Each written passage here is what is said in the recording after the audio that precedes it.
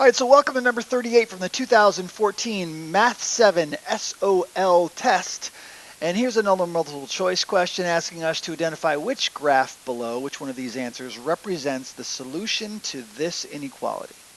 So we need to first solve this inequality, and this is an inequality that's very simple to solve. It's very similar to just a one-step equation. We want to get x by itself, and in order to do that, we do the opposite of what's happening to the x. Since it's being added by 5, we subtract 5. Remember the number one rule in algebra: whatever happens on the left side of your inequality must happen on the right side of your inequality.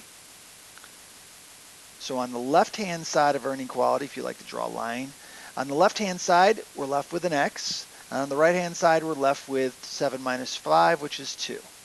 And we still have the less than sign between. So x less than 2 is what we're trying to find a graph of.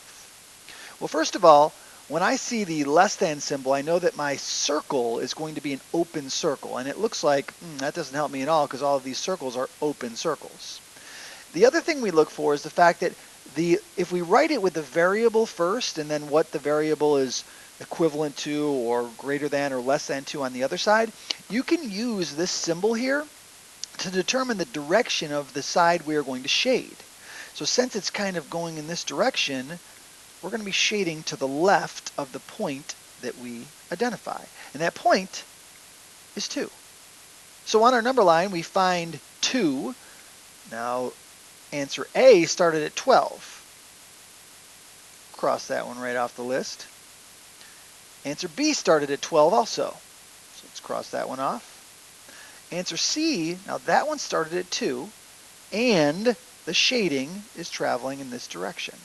Whereas in answer D, it started off in the right place, but the shading is going in the wrong direction. So our correct answer, answer C.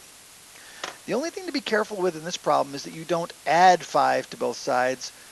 If you added 5 to both sides, first of all, you wouldn't get x by itself, but if you made that careless mistake, you might come out with an answer that looked like x is less than 12, and that's why we have graphs starting at 12 on here versus starting at 2. They're kind of anticipating that you'll make that careless mistake.